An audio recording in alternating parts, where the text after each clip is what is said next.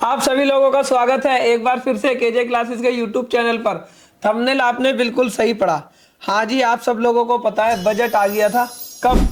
1 फरवरी 2026 को, संडे वाले दिन। और इस बजट के अंदर इनकम टैक्स में बहुत सारे चेंजेज हुए। तो इनकम टैक्स में क्या क्या चेंजेज हुए इस वीडियो के अंदर समझते हैं। आप लोगों को ये पता होगा बजट स्पीच में, ठीक है, हमारी फाइनेंस मिनिस्टर ने बोला कि भाई 1 अप्रैल 2026 से 1 अप्रैल 2026 से न्यू इनकम टैक्स एक्ट 2025 लागू हो जाएगा। तो ये वाली बात क्लियर हो गई कि 1 अप्रैल 2026 से हमारा न्यू इनकम टैक्स एक्ट 2025 लागू हो जाएगा। लेकिन न्यू इनकम टैक्स एक्ट 2025 के अंदर भी 1 अप्रैल 2026 से काफी सारे बदलाव हो जाएंगे। सर कौन कौन से बदलाव हो जाएंगे? अगर आपको पता है न्यू इनकम टैक्स एक्ट 2025 के अंदर एक सेक्शन होता है सेक्शन 263, और सेक्शन 263 बात किसकी करता है? इनकम टैक्स की रिटर्न फाइलिंग। वो बताता है कि भाई इनकम टैक्स में रिटर्न फाइलिंग किस किस डेट्स को करनी है। पहले ये पुराना सेक्शन हुआ करता था, कौन सा? सेक्शन 139 हुआ करता था, ठीक है ना, पुराने एक्ट का। जो हमारा 1961 एक्ट था उसका सेक्शन हुआ करता था हमारा सेक्शन 139। अब वो रिप्लेस होके हो गया 263।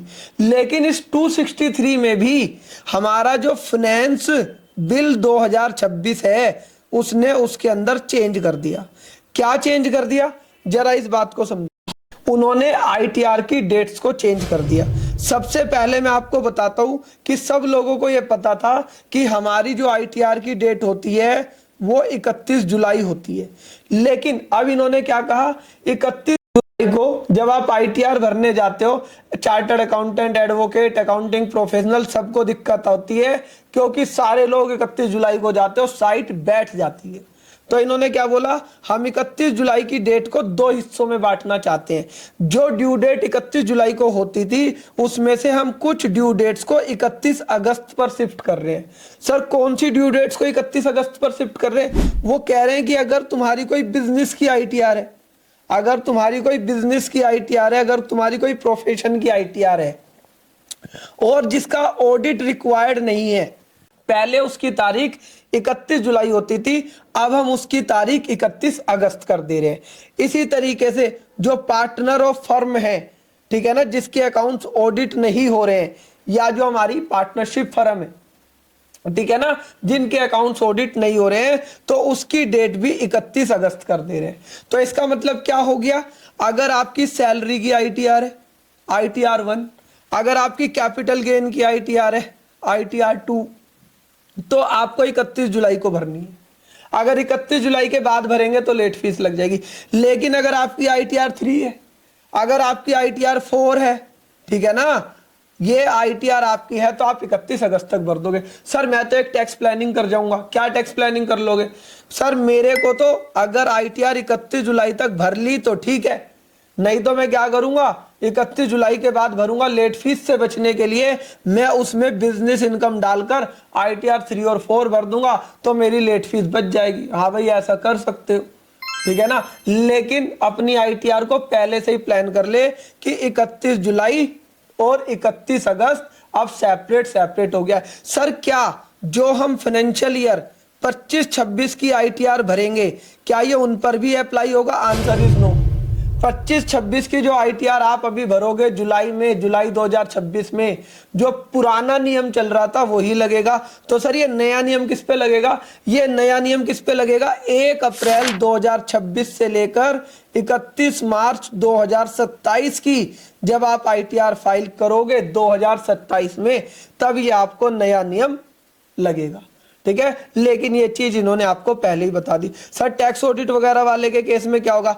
भैया जो ट्रांसफर प्राइजिंग ऑडिट है, ठीक है ना, उसकी आईटीआर हमेशा 30 नवंबर है, 30 नवंबर ही रहेगी, उसमें कोई चेंज नहीं है। जो आपका टैक्स ऑडिट की आईटीआर होती है वो 31 अक्टूबर है, 31 अक्टूबर है, कोई दिक्कत नहीं है। जो टैक्स ऑडिट रिपोर्ट है वो 30 सितंबर है, 30 सितंबर ही रहेगी। तो इसका मतलब क्या हो गया? आईटीआर का सीजन अब जुलाई से लेकर अगस्त, सितंबर, अक्टूबर, नवंबर तक चलेगा, ठीक है, अब आपका ये सीजन लंबा हो जाएगा। समझ आ गई आपको बात? हाँ सर, ये वाली बात समझ आ गई। सर इसके अंदर एक चेंज और करा है। दूसरा चेंज क्या करा है? दूसरा चेंज ये बोला है इन्होंने कि भैया इस बात को समझो, जो तुम्हारे को रिवाइज रिटर्न करनी है, जो तुम्हारे को रिवाइज रिटर्न फाइल करनी है, तो रिवाइज रिटर्न पहले आप कब तक फाइल कर सकते थे? रिवाइज रिटर्न पहले आप 31 दिसंबर 2000, मतलब 2000 क्या, जिस भी साल की आप रिटर्न फाइल करते थे 31 मार्च की, आप उसकी रिटर्न्स को रिवाइज कर सकते थे 31 दिसंबर तक। अब इन्होंने क्या बोला है? कोई बात नहीं, 31 दिसंबर तक तुम रिवाइज नहीं कर पा रहे हो तो आप क्या करो, 31 दिसंबर तक नहीं कर पा रहे हो तो आप 31 मार्च तक रिवाइज कर दो। सर ये तो मजे आ गए, हमें 3 महीने का समय एक्स्ट्रा मिल गया।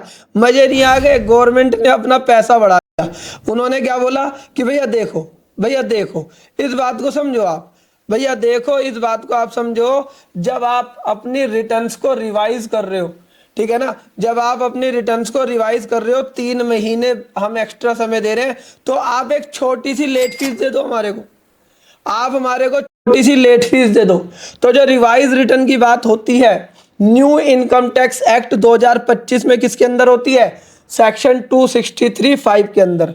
तो उन्होंने बोला कि अगर आप 9 महीने के बाद अपनी रिवाइज रिटर्न फाइल करोगे, अगर आप 9 महीने के बाद अपनी रिवाइज रिटर्न फाइल करोगे तो आप हमारे को लेट फीस दे देना, और ये लेट फीस है, पेनल्टी नहीं है, तो ये देनी ही पड़ेगी। इसी तरीके से जब आप ऑडिट अगर नहीं कराते, अगर आप ऑडिट लेट कराते हो तो ऑडिट के लिए पहले लगती थी पेनल्टी, अब लगेगी लेट फीस। और कितनी लेट फीस? 75,000 रुपये। तो भैया अब यहाँ पर समझ लो कि कंप्लाइंस करना महंगा हो गया है। तो बेटा ये सारी डिटेल इस संडे को हम डिस्कस करेंगे। इस संडे को हम डिस्कस करेंगे 8 फरवरी को 12 बजे से 2 बजे तक। तो हमारी मैगजीन सब्सक्राइब करा लेना, उसमें सारा डिस्कशन होगा। और उसके बाद हम 8 फरवरी को हम ये वेबिनार लेकर आ रहे हैं, ठीक है। वेबिनार के अंदर ये सारा डिस्कशन करेंगे। इनकम टैक्स की कंप्लीट नॉलेज चाहिए तो आप हमारा आरंभ बैच ज्वाइन कर लो, उसमें हम पूरा इनकम टैक्स एक्ट 2025 आपको पढ़ाते हैं, जिससे कि आप अच्छी प्रैक्टिस कर सको।